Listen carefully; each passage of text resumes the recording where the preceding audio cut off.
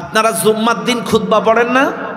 আজকেও তো শুক্রবার, দেখবেন এই দেশের মুসল্লিরা খুতবা সব বোঝে না, কিন্তু লাস্টের একটা শব্দ খুব বোঝে।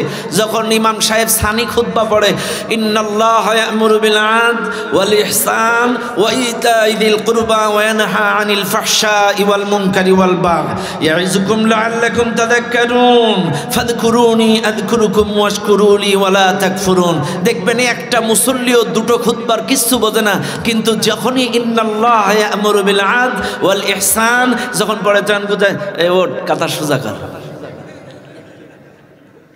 কথা কানা। গোটা খুতবার কিছু বোঝে না, কিন্তু যখনই ইন্নাল্লাহা ইয়া'মুরু বিল আদল। এ ভাই, আপনি যে কাতা সোজা করলেন, হুজুর যে কি বললো এটা কি খেয়াল করছেন?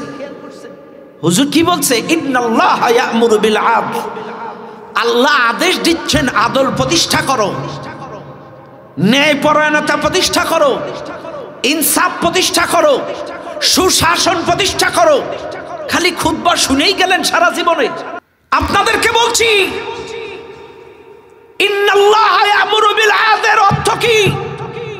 ইনসাফ প্রতিষ্ঠা করা, আদল প্রতিষ্ঠা করা, সুশাসন প্রতিষ্ঠা করা, ন্যায়পরায়ণ প্রতিষ্ঠা করা, মানুষের ন্যায্য অধিকার প্রতিষ্ঠা করার নাম হচ্ছে আদল।